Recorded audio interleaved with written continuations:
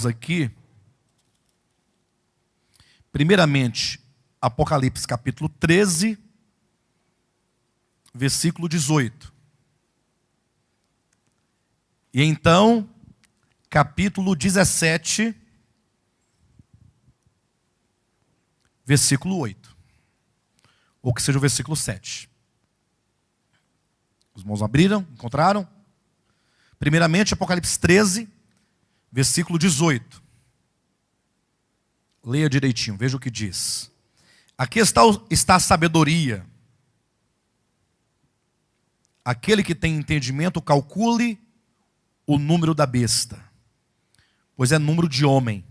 Ora, esse número é 666.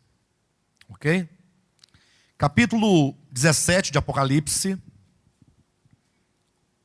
versículo 7 em diante. Diz assim: o anjo, porém, me disse: por que te admiraste?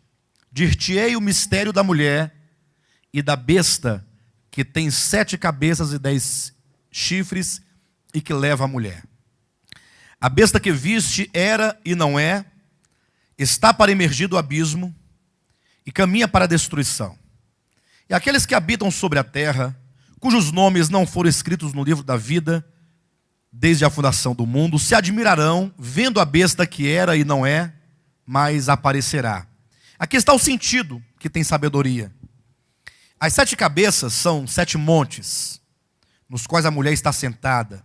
São também 7 reis, dos quais caíram 5, um existe, e outro ainda não chegou, e quando chegar tem de durar pouco. E a besta que era e não é, também é ele, o 8º rei, e procede dos 7, e caminha para a destruição. Os 10 chifres que viste são 10 reis, os quais ainda não receberam reino, mas recebem autoridade como reis, com a besta durante 1 hora. Tem estes um só pensamento, e oferecem à besta o poder e a autoridade que possuem. Pelejarão eles contra o Cordeiro, e o Cordeiro os vencerá, pois é o Senhor dos senhores e o Rei dos reis. Vencerão também os chamados eleitos e fiéis, que se acham com ele. Versículo 16. Os 10 chifres que viste a besta, esses odiarão a meretriz e a farão devastada e despojada, e lhe comerão as carnes e a consumirão no fogo. Porque em seu coração incutiu Deus, que realizem o seu pensamento, o executem a uma e deem à besta o reino que possuem, até que se cumpram as palavras de Deus. Até aí tá bom. Amados, hoje nós queremos falar aqui, talvez o ponto mais dramático do Apocalipse, né? Que é falar de maneira específica acerca da besta. Antigamente se falava besta fera, né? Besta fera porque essa besta é uma fera. Uma fera no sentido de ser um animal, né, violento, um animal a que a Bíblia não dá nenhum nome. Então, tratar desse ponto específico do Apocalipse é certamente um assunto bem complexo, o que vai requerer de nós uma habilidade hermenêutica muito grande e, sobretudo, uma sujeição à exegese bíblica, à exegese do texto. Ou seja, permitir que o texto diga o que ele quiser dizer, ainda que o que ele vai dizer, o que ele diz, possa ir de encontro àquilo que você pensa, àquilo que você acredita.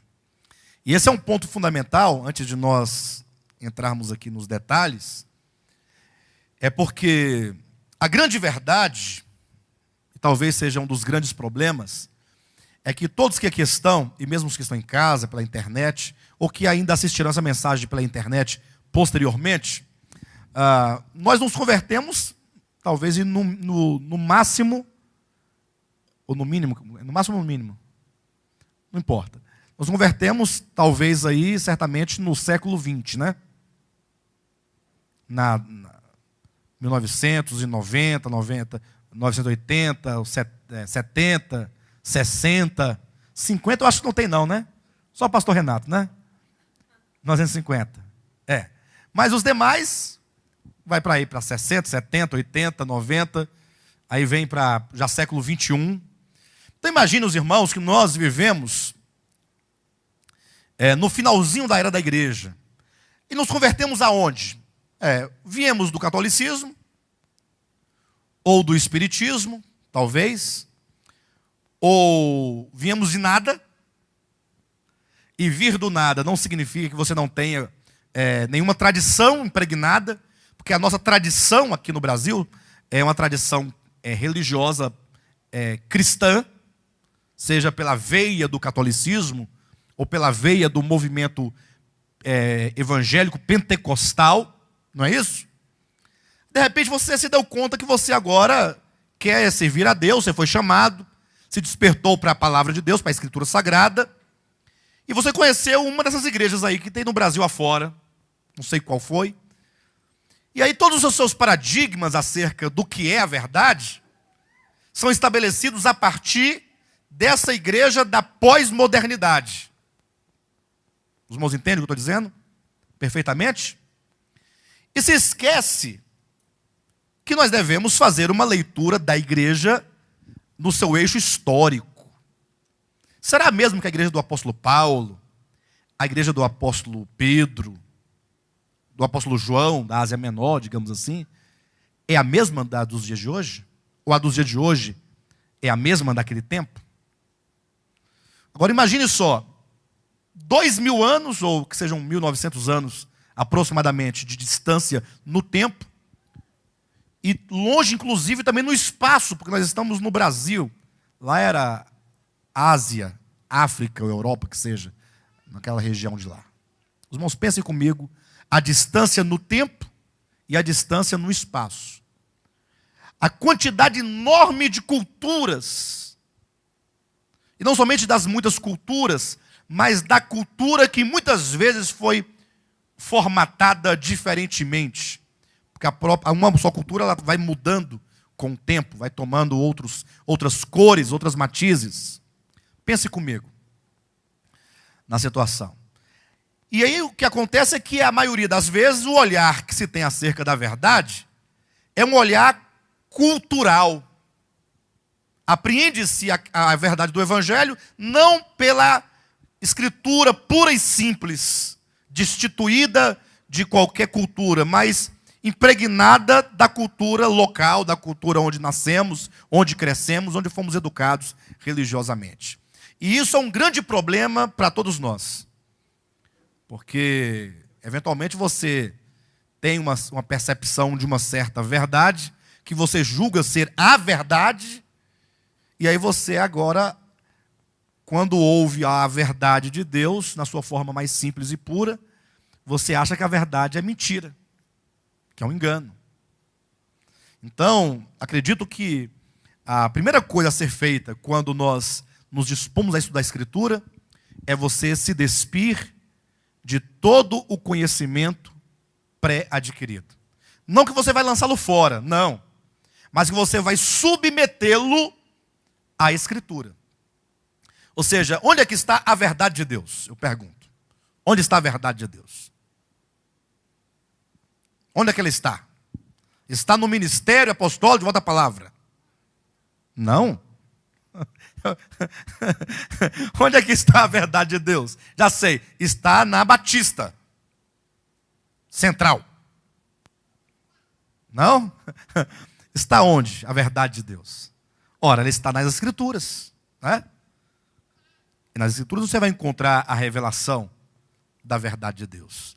Então, se você de fato deseja tocar essas verdades acerca de Deus, você tem que entrar na Escritura e permitir que ela fale por si mesma. E é certo que muitas vezes, não poucas vezes, você vai ficar muito contrariado. Você vai ficar muito contrariado. Porque você tinha tanta certeza que era daquele jeito que você pensava, e de repente você vai ler a Escritura, ela vai dizer para você que não é daquele jeito que você pensava. E eu, portanto, quero deixar claro que nem eu, nem esse ministério, nenhum dos pastores desses ministérios são donos da verdade, absolutamente. Agora nós estamos buscando a verdade pela Escritura. E o nosso campo de debate e discussão é a Escritura. Então, quem quiser falar algo, que fale pela Escritura. Porque você sai desse falando, não, é porque eu acho que é assim. Aí fica difícil. Aí o que você acha... Aí falar igual tinha um irmão ignorante, né? Fala assim, se você achou, não é teu. Então devolve logo, porque você está achando muito. Então, é a Escritura que deve ter a total... Somente ela pode declarar e definir o que é a verdade. Ok, pessoal? E eu fiz toda essa preparação aqui, exatamente para blindar esse lugar onde eu estou aqui, ó. Para ninguém me fulminar e nem tacar uma flecha em mim, uma pedrada. Porque o que nós vamos falar hoje não é algo assim muito escandaloso, não. Mas não é uma coisa muito comum de se falar ou de se ouvir. Por isso que, antes de tudo, eu já estou me protegendo aqui contra qualquer coisa nesse sentido. Tá bom? Bem, vamos para cá. Apocalipse 13, 18. João, na ilha de Patmos,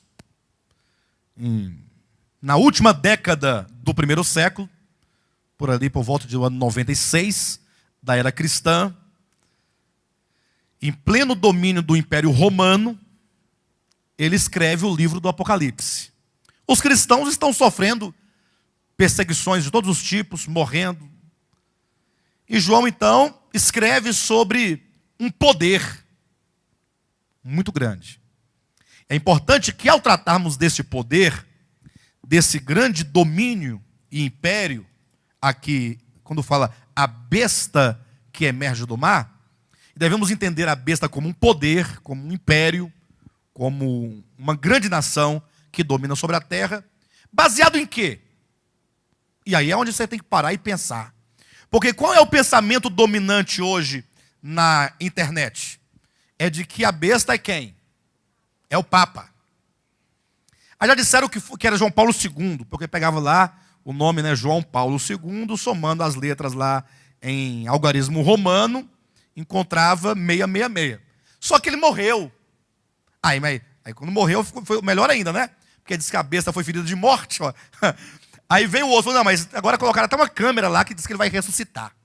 Já viram? Lá está olhando, lá para ele, uma hora ele vai ressuscitar.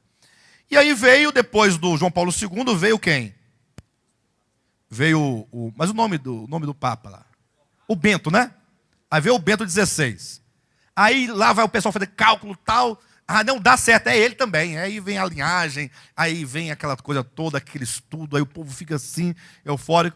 Aí ele vai e renuncia. Não, eu não quero mais ser Papa, não. Aí vem quem agora? Aí vem o Francisco. Aí já deve ter feito lá Francisco, né? F. Não tem nenhum valor mesmo romano. R também não. A. Muito menos. N. Vai dar zero, o nome dele vai dar zero. No final não vai dar nada. Não, tem o C de Francisco, que vale 100, né? Tem o I, que vale 101. Por aí. Aí o pessoal vai fazer essas coisas todas assim. Então quem olha a internet, já pensa logo, é o Papa. Mas isso não é novo, pensar que é o Papa. Isso é desde a Reforma Protestante. Lógico. Imagina só os cristãos, daquele tempo, os cristãos, os reformadores, vendo toda aquela atrocidade, sofrendo perseguição por parte dos papas da época. Aí só pode ser a besta. O papa não pode ser a besta, porque um homem mau, ruim desse jeito, eles pensavam, né? Então, essa guerra entre protestantes e católicos levou os protestantes à ideia, ao pensamento de que a besta fosse o Papa. E aí, em cada tempo, sempre houve quem fizesse essa especulação, fizesse as contas e apontasse um ou outro. Já teve Osama Bin Laden. E porque eles fazem a soma, dá certinho. Quando não dá em grego, dá em latim. Quando não dá em latim, dá em aramaico. Aí em alguma língua vai dar o 666. Napoleão Bonaparte. Adolf Hitler. Quem mais? Até Jesus Cristo, Filho de Deus, dá 666. Então, assim, é muita especulação, é muita coisa. Agora você pensa comigo, João, no final do primeiro século, fala acerca de um poder, de uma besta que emerge do mar. Esse é o primeiro ponto que você tem que raciocinar. Falo raciocinar porque você não tem que ficar empolgado, com medo. Não, para. Vamos pensar um pouco para que você possa entender que João está colocando. Porque, pelo que me parece, no capítulo 13, versículo 18, não há nenhum mistério tão misterioso que não seja desvendável. Porque ele diz, aqui está o sentido.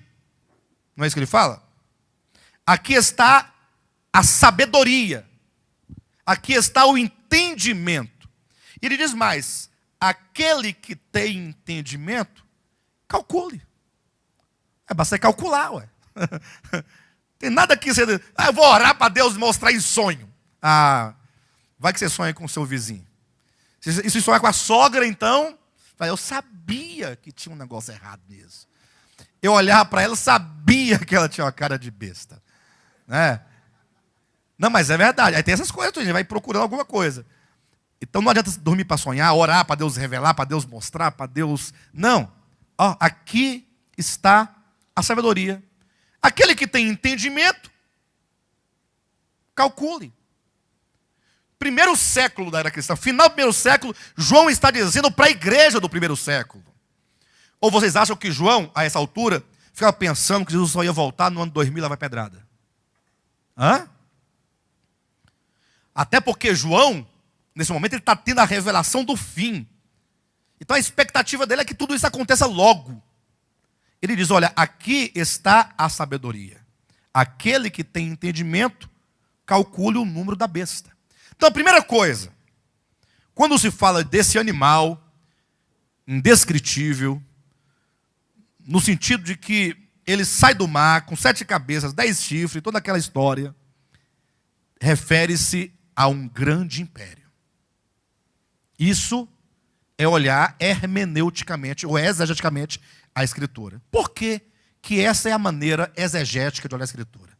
Quem ouve algumas vezes eu falar assim, eu já ouvi esse comentário. Não, eu acho que o pastor Alexandre, ele é a própria exegese. Ele é a própria hermenêutica, porque ele fala o que é, e quando ele fala o que é, aí é exegese. Se o outro fala, não é exegese. Quando é que é exegese? É quando o pastor Alexandre fala? E quando o outro fala, aí é exegese? É a sua própria opinião? Olha, exegese é quando você constrói na Escritura um caminho de modo que a própria Escritura te conduz à resposta que você deseja. Ou seja, é quando você faz a leitura do texto, permitindo que as leis imanentes do texto, sejam essas leis no sentido de explicar um outro texto, explicar uma outra circunstância, ou as próprias leis gramaticais nas quais elas estão aqui inseridas, essas leis é que são responsáveis em dizer o que é e o que não é. Então, qual é o nosso ponto de partida para começarmos a discernir a identidade da besta? Primeira coisa, você não pode começar por outro lugar, senão pelo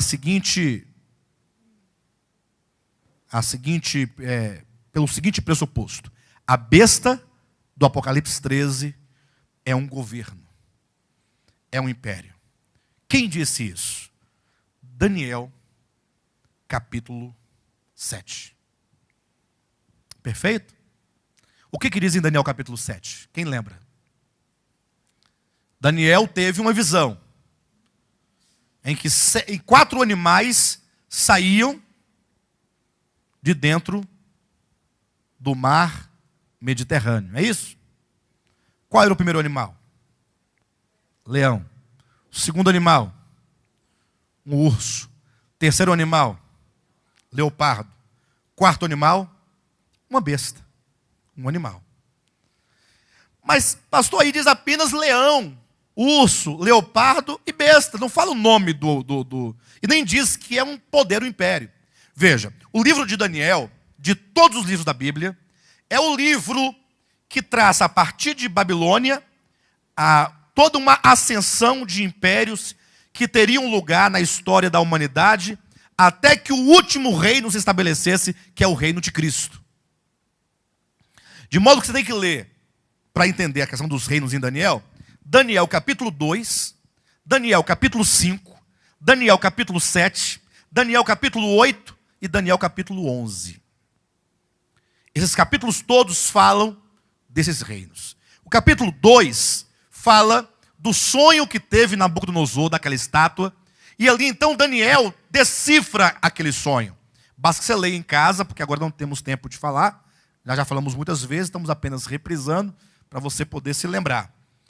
Daniel, ele decifra o sonho de Nabucodonosor dizendo o seguinte, que aquela estátua, cuja cabeça era de ouro, o peito e braços eram de prata, e o ventre e o quadril era de bronze, as pernas de ferro, e os pés, parte de barro, parte de ferro, ele diz, são 4 reinos. Tu, ó rei, rei de Babilônia, és a cabeça de ouro. Depois de ti, virá um outro reino. Só que só diz, virá um outro reino. Aqui no capítulo 2, não diz o nome do segundo reino.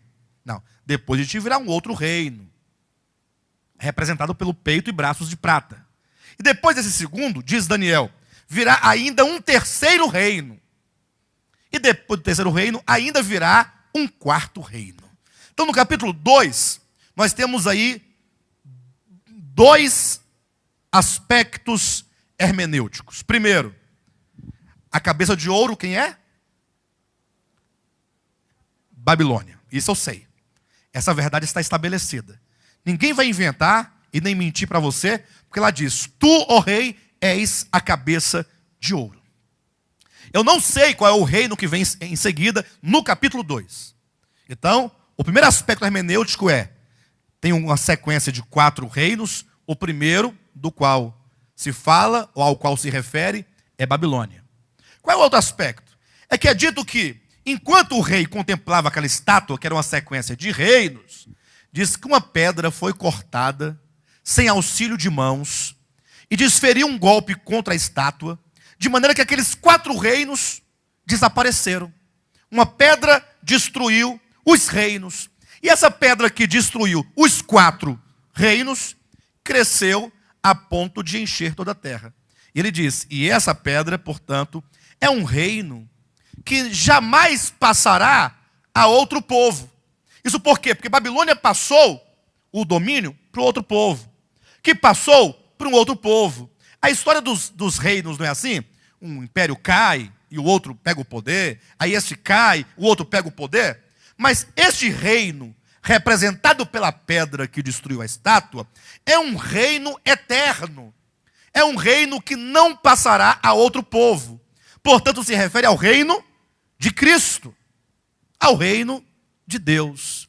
Então, as 2 verdades, que são os meus pressupostos hermenêuticos do que estamos falando, em Daniel 2, eu tenho a primeira referência, o primeiro reino, a partir de Daniel 2, Babilônia. E eu sei que antes do reino eterno do Messias, virão mais 3 reinos. Depois de Babilônia, virá um segundo de prata, virá um terceiro de bronze, virá um quarto de ferro. E por fim, virá o reino de Cristo. O que eu sei? Qual é a verdade que a Escritura estabelece? E nenhum teólogo pode discutir isso, nem comigo, nem com você, e nem com ninguém, a menos que ele rasgue a Bíblia. É que desde Babilônia, antes do reino de Cristo, viriam 3 grandes reinos. A partir de Babilônia, conta-se o que vem depois de Babilônia. E o que vem depois desse segundo, e o que vem depois do terceiro, e aí vem o reino de Cristo. Isso está claro para os irmãos? Alguém tem dúvida sobre esse ponto? Bem, agora nós temos que discernir quais os reinos que se seguem, né? Daniel capítulo 5. Daniel capítulo 5, nós temos lá o momento em que o neto de Nabucodonosor, e portanto ainda estamos falando do reino de Babilônia, o seu neto chamado Nabudino, estava no lugar do seu avô, governando Babilônia. Capítulo 5 de Daniel é um outro aspecto hermenêutico, que a própria Escritura define como sendo a verdade. Observe que nós estamos criando um percurso hermenêutico que nos levará a Apocalipse 13. Quando nós chegarmos a falar a besta é isto, então nós já percorremos a Escritura. Ela já disse o que é. Não é uma invenção, não é uma dedução, não é um achismo, não é uma doutrina inventada, criada, sonhada, revelada do místico, não. É a Escritura que vai definindo o que é. Esse é o percurso hermenêutico. Daniel capítulo 5, portanto, fala do neto de Nabucodonosor, chamado Nabudino, que governava ainda o reino de Babilônia no lugar de seu avô, Nabucodonosor, quando ele mandou, ele fez uma festa. E ele, muito jovem, né? Sabe que jovem gosta de festa, né? Mandou chamar os oficiais. E falou assim, cadê as oficialas também? Aí mandou chamar os oficialas e as primas dos oficiais. E quando encheu aquele salão de gente, de mulher, de todo jeito, ele ficou feliz. Vamos beber vinho, vamos dançar. Vamos desfrutar. Fazer uma grande festa. E aí tomou um vinho, uma taça, tomou outra. Depois estava para a 7ª, 8ª taça, e as taças deles eram grandes assim. Essas tacinhas não eram tação, aqueles copão, né?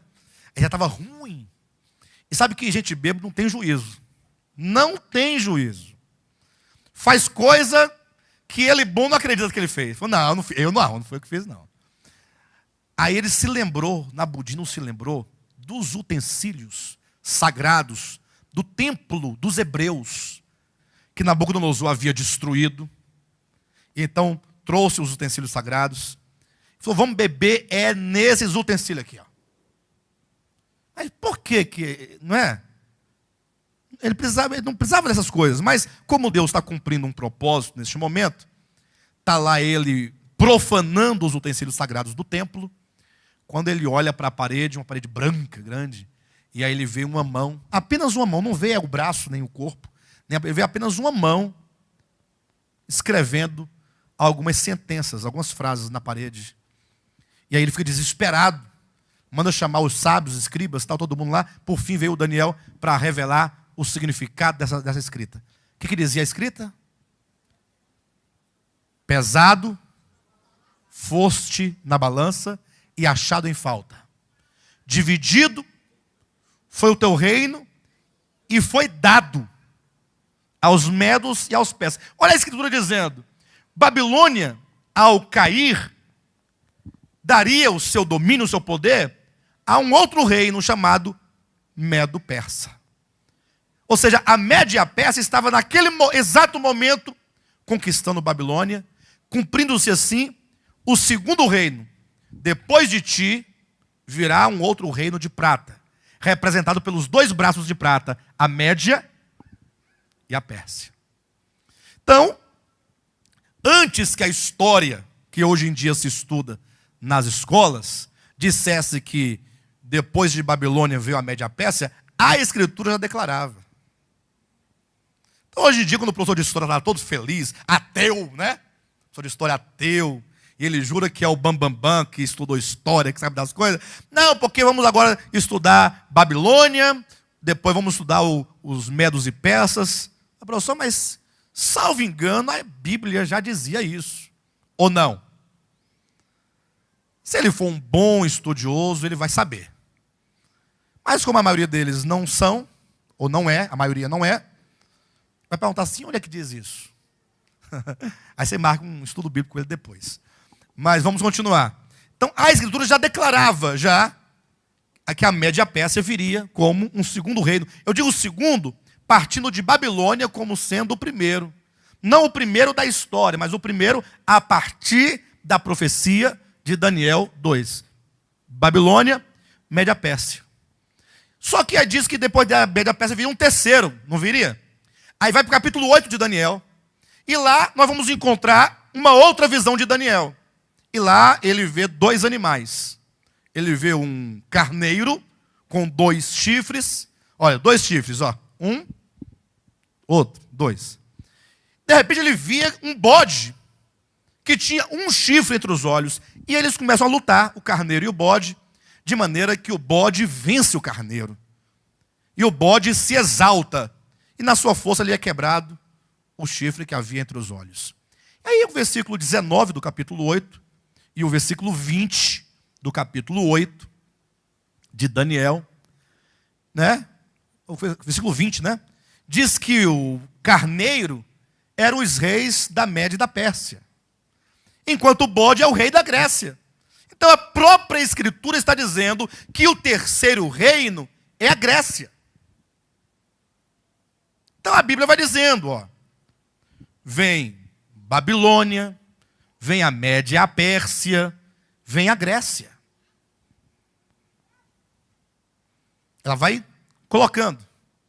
Como o livro de Daniel se encerra ainda nesse período dos gregos, e aí com a morte de Alexandre o Grande, o seu reino será dividido em 4 partes, em que seus 4 generais, lá no capítulo 7 de Daniel, esses mesmos reinos, eles são representados não pelas partes da estátua, mas pelos animais, o leão, Babilônia, o urso, a Média e a Pérsia, e o leopardo, a Grécia. Então, o leopardo lá tem 4 cabeças, para demonstrar o quê? Para demonstrar que o reino de Alexandre o Grande seria dividido por seus 4 grandes generais, que é Ptolomeu, Lisímaco, Seleuco e Cassandro. E Cassandro. E até aí. E aí entra na história bíblica um período de silêncio. Ou seja, a partir de Malaquias, que ainda é o império grego, macedônico, não há registro bíblico. Há o chamado período intertestamentário. E aí, quando abre a primeira página do capítulo 1 de Mateus, Mateus 1, nascimento de Cristo, já estamos no Império Romano. E aí, a história agora nos ajuda a completar e saber que o império que se levanta como 4º império, é o Império Romano. Então, João está vivendo o Império Romano. E João, então, na sua revelação, ele está dialogando com a profecia de Daniel. Então se sabe que, assim como Babilônia era representado no capítulo 7 de Daniel pelo leão, assim como a Média e a Pérsia era representada pelo urso do capítulo 7, e a Grécia era representada pelo leopardo do capítulo 7, Roma é o 4º animal. E qual é o 4º animal de Daniel capítulo 7? Daniel 7 diz: leão, urso, leopardo. Aí vem um animal indescritível e, portanto, uma besta. Quando João escreve o Apocalipse, ele fala da besta que emerge do mar. Esta besta, portanto, é uma referência ao Império Romano. Com qual certeza se afirma isso? É porque, de acordo com a Escritura, somente 4 reinos, a partir de Babilônia, teria sobre a terra antes do reino de Cristo. Se teve Babilônia, Média Pérsia e Grécia e Roma, haverá um 5º reino? Que não seja o reino de Cristo? O próximo reino, depois do reino de Roma, do Império de Roma, é o reino de Cristo. Ah, pastor, mas aí vem a pergunta: e os Estados Unidos? Né? Pergunta óbvia, né? Olha, o que tem os Estados Unidos? Não é um outro império. Não se esqueçam que quem são os americanos? Origem deles. De onde eles procedem? Da Irlanda? Da Europa. E o que é a Europa? É o Império Romano desfacelado, conforme está no Daniel capítulo 2, aos pés em parte de barro, em parte de ferro. Estados Unidos, portanto, é um grande império, mas não deixa de ser uma extensão, né, dos ingleses, né, que foram para a Europa, foram para a Nova América e fundaram os Estados Unidos. Perfeito? Então, quando João escreve, ele está vivendo na época do Império Romano. Atenção, chegamos no ponto que nós queríamos. Na época do Império Romano. Então, quando ele fala dessa besta, ele não fala de outra coisa senão de quê? Do Império Romano. Então, quando alguém te perguntar assim: quem é a besta de Apocalipse capítulo 13? A sua resposta imediata não é o Papa. E nem é o fulano, nem é o Beltrano. É o Império Romano. Mas não esgota-se por aí. Até porque, no capítulo 13, 18, fala o número de homem. E o número deste homem é 613. e 66. Isso porque não pode haver um império sem uma cabeça. Ou pode? Sem um governo. Então, assim como é dito lá em Daniel 2, tu, ó rei Nabucodonosor, és a cabeça de ouro. Então, o reino é representado na pessoa do seu cabeça, semelhantemente o Império Romano é a besta, é o animal, é o império, mas está representado no seu governo, naquele que o governa, em um imperador, em um rei, em um César. Perfeito? Pastor, mas aí você está começando a colocar coisas da sua cabeça. Calma. Primeiro ponto, capítulo 13, versículo 18. Aqui está a sabedoria. Eu pergunto, aqui onde? Gênesis. Aqui está a sabedoria. Aqui onde? Na Bíblia. Gênesis é Bíblia? Êxodo é Bíblia? Levítico é Bíblia? Então está em Gênesis a sabedoria? Aqui está o sentido. Aqui onde? No Apocalipse. Tá bom, no capítulo 1 de Apocalipse está o sentido. Capítulo 2. Irmãos, aqui está a sabedoria. Aqui, ó. Aquele que tem entendimento, calcule. Onde está o sentido? Está numa ciência. Aqui registrada. Quando ele diz, olha, o anticristo, o líder desse governo, ele tem um nome. Você sabe quem ele é? O número do seu nome é 666. Ou seja, basta você calcular. Está aqui escrito a palavra, olha. Quem tem entendimento, calcule. Você vai calcular o número e você saberá. Aqui, nesta equação. Aqui, ele coloca esse aqui. É exatamente este versículo 18. Ele poderia tirar o aqui e colocar assim, olha, dar-vos-ei agora o sentido. Calcule. Veja, é o número de um homem. E o número dele é este, 666. Existe uma ciência antiga, presente tanto no hebraico, no grego, no latim, no aramaico, em várias línguas antigas, chamada gematria, em que você escrevia os nomes de pessoas por números. E lembrando que esses sistemas todos de linguagem, de gráficos, não tinham um sistema numérico e um sistema alfabético. Na verdade, eles tinham as letras por números. Por exemplo, igual ao algarismo romano. Quanto vale a letra C? E a letra D? 500. E a letra I? E a letra V? E a letra M? Isso. Então, letras por números. Então, o povo antigo, querendo escrever o nome de uma pessoa, colocava em números letras. E vice-versa.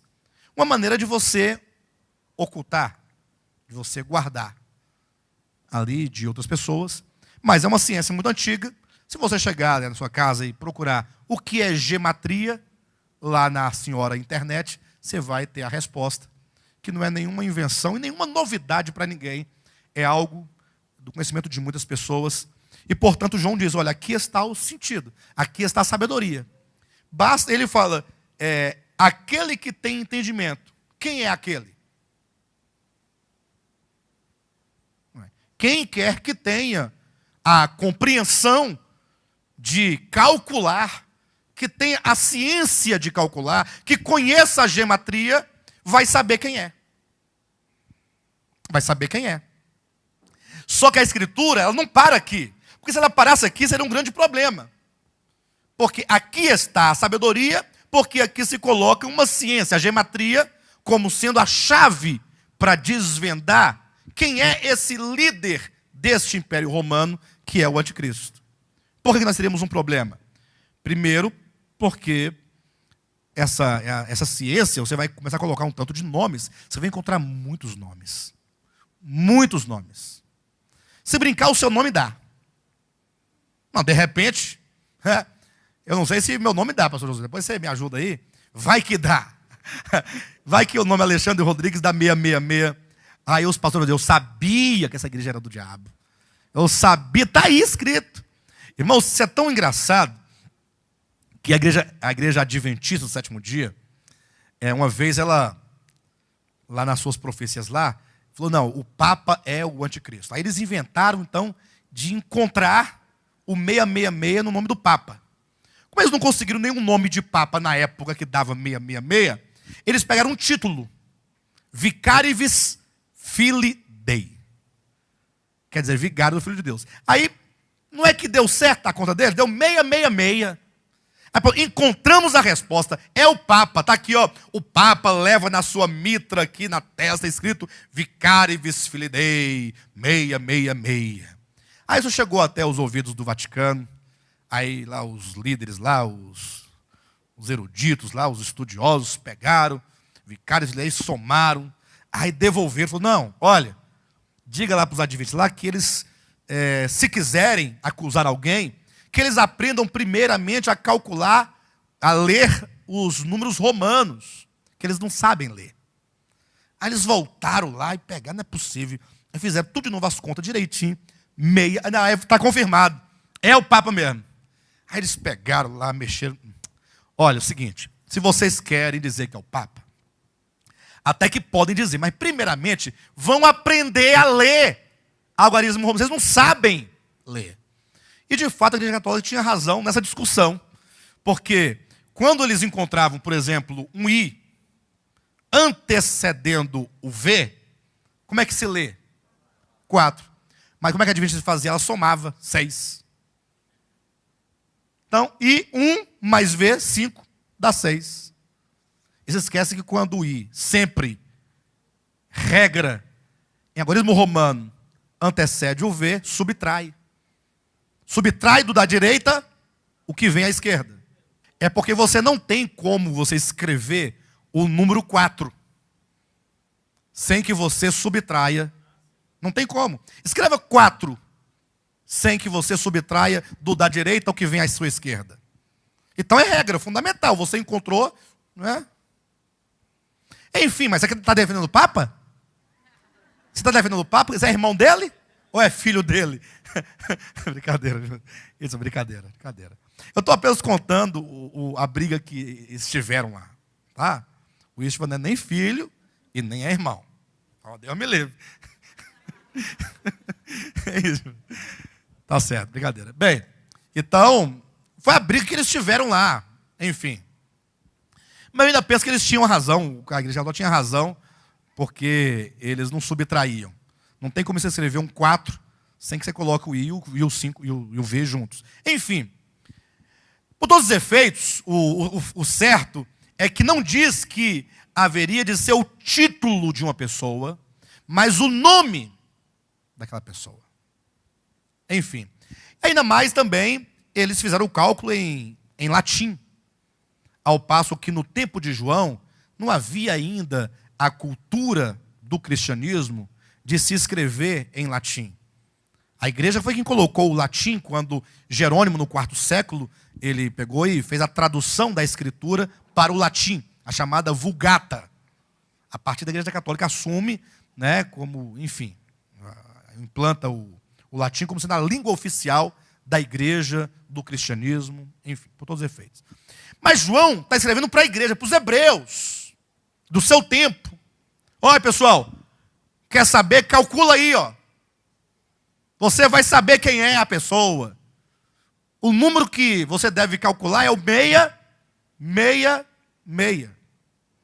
Mas ainda assim, se parasse por aqui, daria um grande problema, porque vários nomes são passíveis de se dar esse número 666.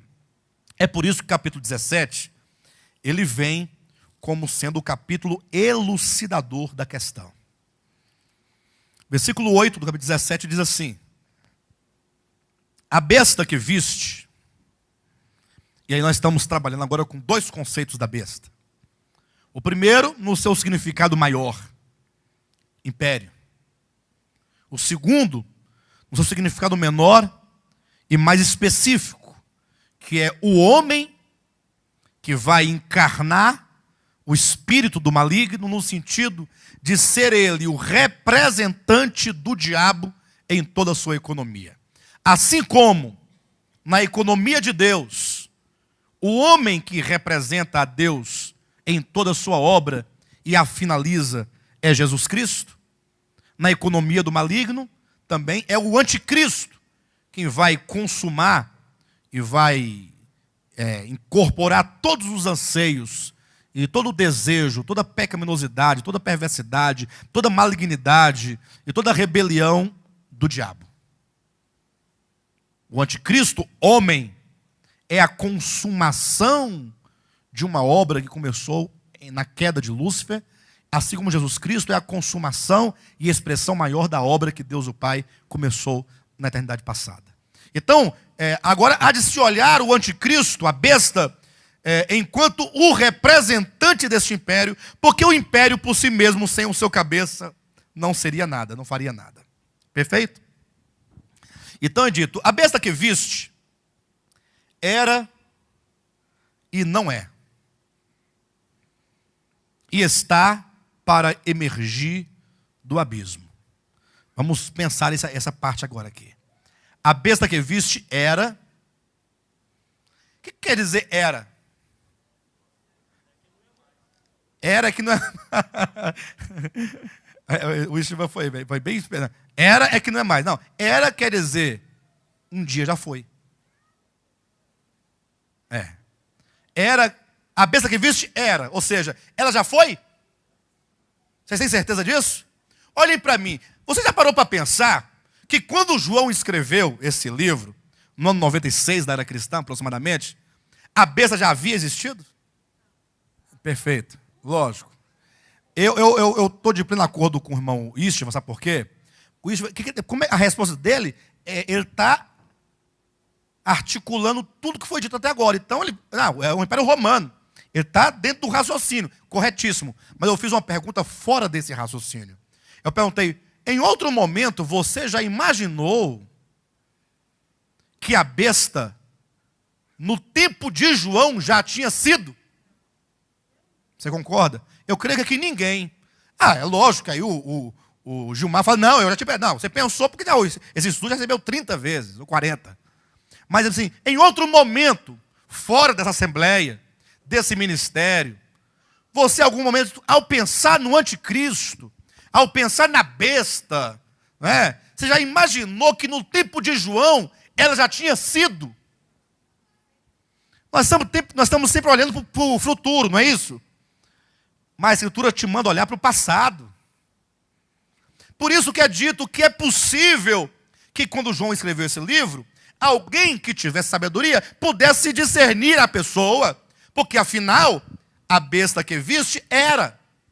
Então olha para o passado, procura lá atrás, para de buscar lá na frente. Olha para trás. Eu estou exagerando? Não. Não, se eu exagerar, você vai estar exagerando. Você está ficando doido. É apenas você ler o que está dito. Fala assim, está dito. Então, se está dito, está dito. A besta que viste era. No tempo de João, 96 da era cristã, ou 98 da era cristã.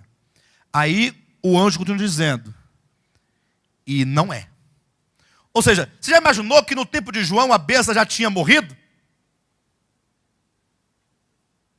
Num tempo não havia mais. Ela já tinha vindo, mas não era mais. Ela era e não é. E aí diz, e está para emergir do abismo. Ou seja, ela vai voltar. Eu sei que isso é um pouco cabuloso. Ai, meu Deus do céu, o que está acontecendo? Não. É só você olhar a Escritura despretensiosamente e sem querer meter nada aqui dentro que já não esteja aqui. Não queira colocar, tirar daqui. Versículo 8. A besta que viste era e não. Bem, se a besta era antes daqui, será que existe algum outro texto na Bíblia que diga alguma coisa semelhante a isso? Vamos procurar um outro texto? Vamos? Vamos ler. Ler o que, Gilmar? Hã? O 9?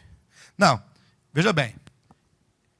Aqui diz a besta era, e não é, e virá. Eu estou perguntando, se aqui diz que a besta era, e já foi no outro tempo, antes daqui, será que existe um outro lugar, Gilmar, um outro lugar da Bíblia, que diga alguma coisa parecida? 2 Tessalonicenses. Gilmar, você está andando muito no parque e está esquecendo de se dedicar às Escrituras. 2 Tessalonicenses, capítulo 2. O apóstolo Paulo falará sobre esse assunto. O apóstolo Paulo falará sobre esse assunto. Interessante que Paulo sabia disso, João sabia disso, todo mundo sabia. É nós que não estamos sabendo de nada. Nós estamos distante de lá, né? Temos que voltar à palavra, né, irmãos? 2 Tessalonicenses, capítulo 2, versículo 3 em diante. Ninguém de nenhum modo vos engane, porque isto não acontecerá, sem que primeiro venha a apostasia, e seja revelado o homem da iniquidade, o filho da perdição. Interessante é que Paulo, aqui nessa passagem, ele não diz que venha o homem da iniquidade, ele diz que seja revelado. Olha as expressões. Versículo 4, o qual se opõe e se levanta contra tudo o que se chama Deus, ou é objeto de culto, a ponto de assentar-se no santuário de Deus, ostentando-se como se fosse o próprio Deus. Observa que ele diz no versículo 3, que o homem da iniquidade, o filho da perdição, será revelado, mas logo no 4 ele dá uma característica dele, o qual se oporá e se levantará contra tudo que se chama Deus. Eu vou ler de novo. O qual se oporá e se levantará contra tudo que se chama Deus. Eu vou ler de novo. Hã? Estou precisando ler de novo, né? Eu estou colocando tudo no futuro. Eu estou lendo errado, então. Está errado. Vocês não podem permitir isso, irmãos. Quando o pastor lê um versículo, ele lê errado, você daí fala assim, ô pastor, não posso dizer amém. Porque os crentes aprenderam a dizer amém. O pastor fala, o diabo, amém. Porque ele não dizer amém, ele não é fervoroso, ele não está firme, ele não está. Fala, ô pastor, eu gosto muito do senhor, mas infelizmente, volta um pouquinho, corrige o tempo verbal. Versículo 3 diz que o homem da iniquidade, filho da perdição, ele haveria de ser revelado. Porque diz, isso não acontecerá sem que primeiro seja revelado. Agora, o versículo 4 diz, o qual se opõe. Ora, se ele se opõe, é presente ou não é? O qual se opõe e se levanta. Ele se opõe e se levanta contra tudo que se chama Deus ou é objeto de culto, a ponto de assentar-se no santuário de Deus, ostentando-se como se fosse o próprio Deus. Versículo 5 diz, não vos recordais de que ainda convosco eu costumava dizer-vos essas coisas? Ou seja, Paulo não está dizendo uma novidade não, já tinha dito antes. Só que os irmãos não estavam talvez lembrados. E no versículo 6 ele diz, e agora, não é amanhã, agora sabeis o que o detém. Ué, peraí. Havia alguma coisa que o detinha naquele momento? Ou não? E agora vocês sabem o que o detém, para que ele seja revelado somente em ocasião própria. Ou seja, explicitamente se diz, ele está vivo entre nós, mas não foi ainda revelado, mas ele será revelado. Esse texto fica claro para os irmãos desse modo, não? Sim ou não?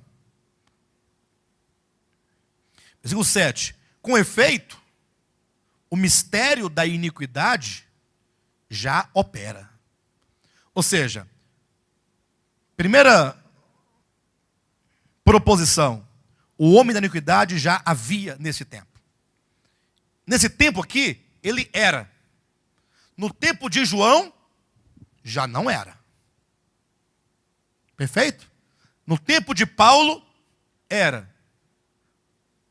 Porque, e embora ele fosse, naquele tempo, estivesse vivo, existisse, é dito que ele estava impedido de agir como tal.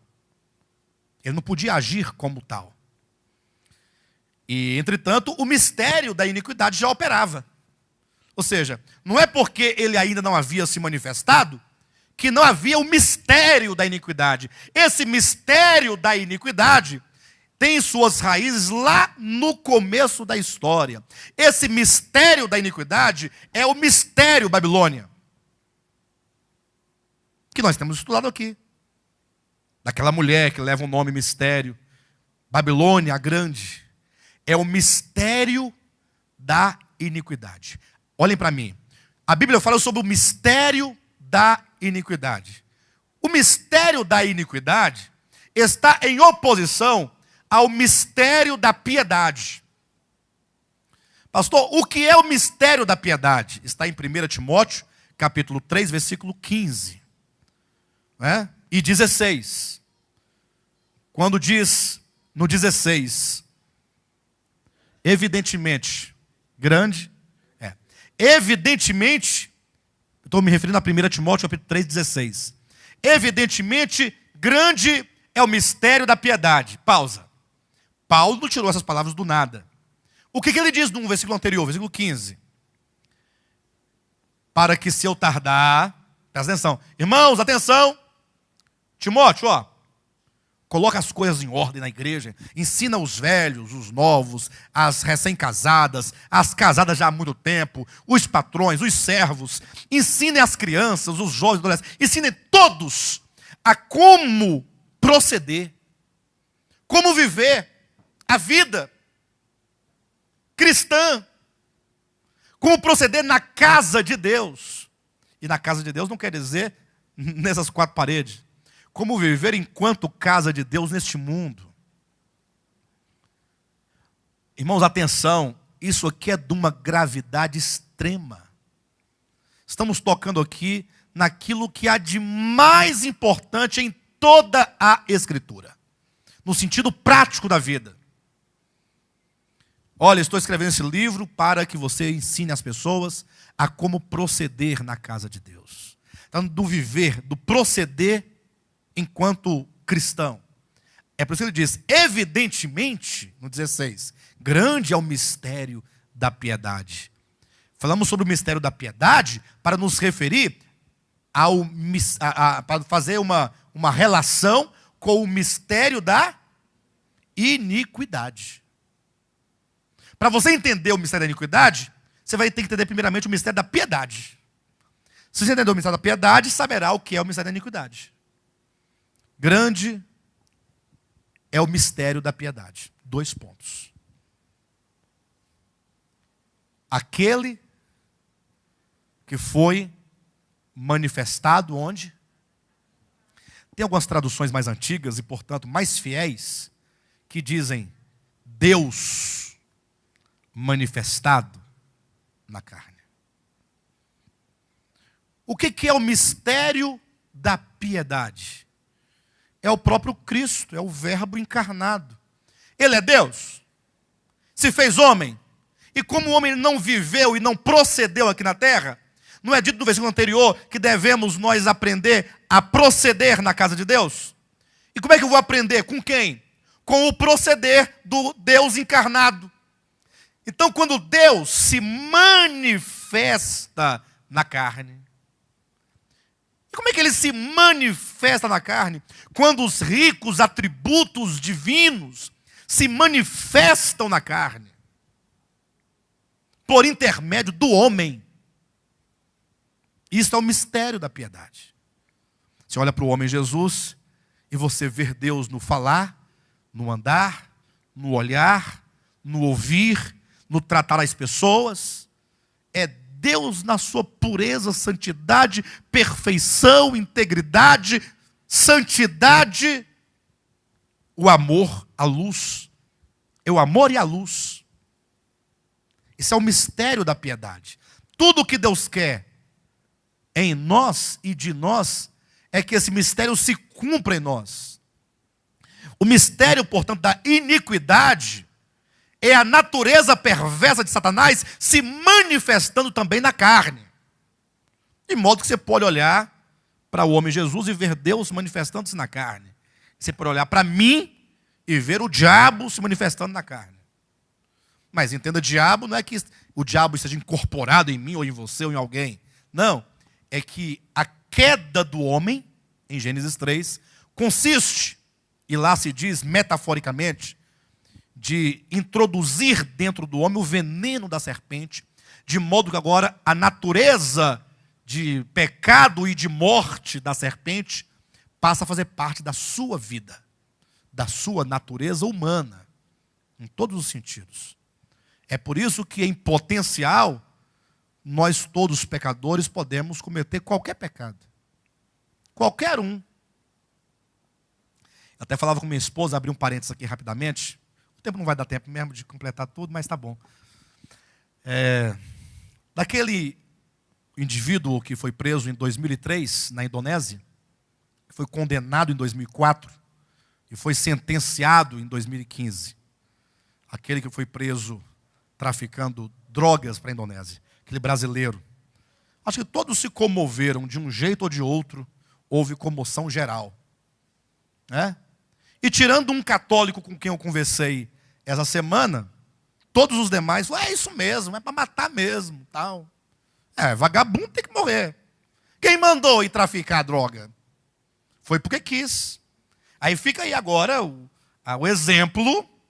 Para quem quiser traficar droga lá, é só pegar a mochilinha e ir embora para lá, ué.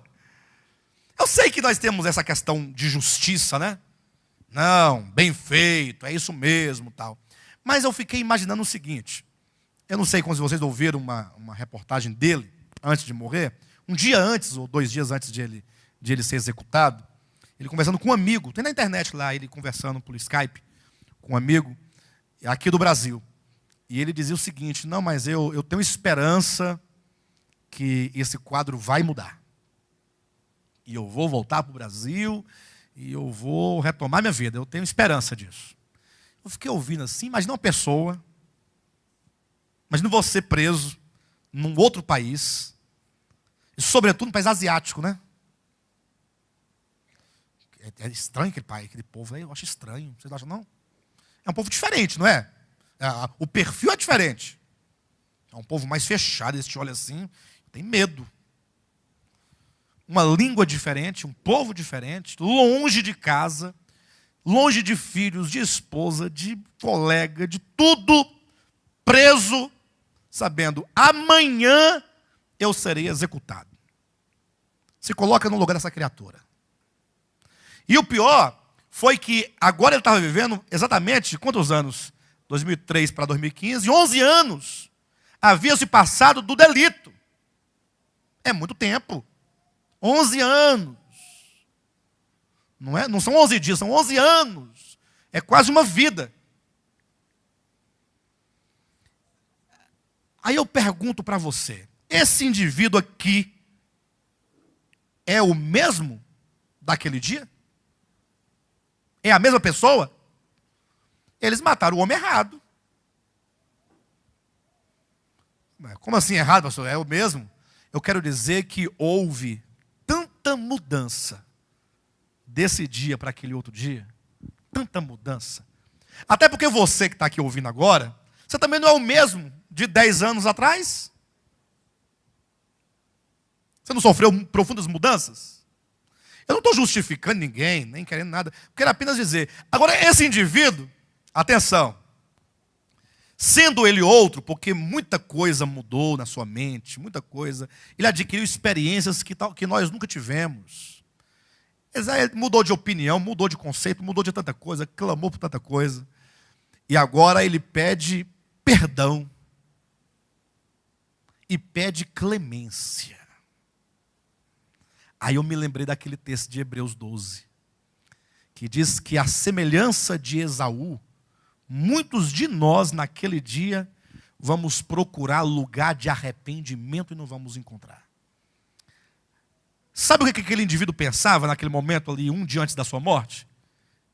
Acho que eu passava assim, ó, se eu pudesse voltar, no dia em que me ofereceram, a proposta de eu ir para a Indonésia, se eu pudesse voltar, com o entendimento que eu tenho agora, eu não iria. Vocês concordam comigo? Só que não é possível voltar. Até porque o ontem não existe. Portanto, é impossível voltar ao que não existe. Só o presente existe. Ele buscava lugar de arrependimento e não encontrava. Não encontrar lugar de arrependimento não é que a pessoa, eu queria me arrepender, mas não consigo me arrepender. Não, não é isso não. É tentar retroceder, ó, mudar a atitude já cometida. Então nós, aqui, referindo à nossa experiência, nós temos a natureza pecaminosa dentro de nós. E nós fazemos muitas coisas. Não adianta condenar e julgar o indivíduo que já foi executado, porque você é capaz tanto quanto. Tanto quanto. E nós também erramos, se não na mesma medida, em menor medida, mas erramos também. Ou talvez em medida maior, mas tivemos a sorte de termos errado no Brasil. E ele teve o azar de errar da Indonésia. Mas o que tem gente pior do que ele aqui no Brasil, o que tem de gente ruim, e nesse momento sendo ruim, e tendo matado uns 300, está dizendo bem feito. Onde você está com a sua cabeça nesse momento? Está doido? Você está dizendo que é bem feito para o outro? E se você fez coisa pior do que ele? Mas só que ele está numa condição pior que a sua. Aí você se sente bom, se sente justo. Essas coisas ruins todas que se cometem, seja qual for o nível, é a manifestação da natureza pecaminosa, é o mistério da iniquidade, é o mistério espírito de Babilônia, que leva o homem para longe de Deus, para se rebelar contra Deus. E aí tem um tanto de características que já mencionamos aqui em estudos anteriores. Perfeito, amados? Bem, então Paulo diz o seguinte, que o mistério da iniquidade já opera. Ou seja, quem pensa que o mistério da iniquidade só vai operar quando o homem da iniquidade se revelar, se engana. O mistério já opera desde que há o homem caído sobre a terra. Agora, esse mistério da iniquidade, que é mistério porque não se pode explicar nem se estudar por nenhum meio, é um fenômeno do homem caído. Esse espírito da queda, esse espírito luciferiano, que se manifesta na carne, ele vai ter o seu ápice na manifestação do anticristo. Por isso que há uma relação íntima entre o anticristo, entre o império romano, no caso daqui do Apocalipse 13, e da prostituta, cujo nome é mistério, Grande Babilônia, porque a besta, ela leva nas costas, nos seus lombos, a prostituta, a Babilônia. A grande Babilônia sempre foi levada no lombo de uma besta, ou de um animal, ou de um império, porque os impérios são propagadores, difusores, criadores de cultura. E a cultura é uma expressão, na sua maior parte, desse espírito babilônico, desse espírito de rebelião que se opõe a Deus. Não é a cultura quanto ao comer, quanto ao vestir. Porque aqui você toma café, lá você toma chá. Não é essa cultura que me refiro. Eu falo, é a cultura humana que ao longo do tempo se opõe a Deus, se opõe ao Eterno. Onde já se viu na história, até na história do povo chamado o povo santo de Deus, separado, que é o povo de Israel, se rebelavam diretamente contra Deus, enquanto nação. Imagina se que não era nação de Deus. Se o povo de Israel, que é a nação santa, vivia em rebelião e em adultério espiritual, e as nações que não eram de Deus? E numa pequena escala tem você e eu aqui. Constantemente, não é grande Babilônia, não é a micro Babilônia, né?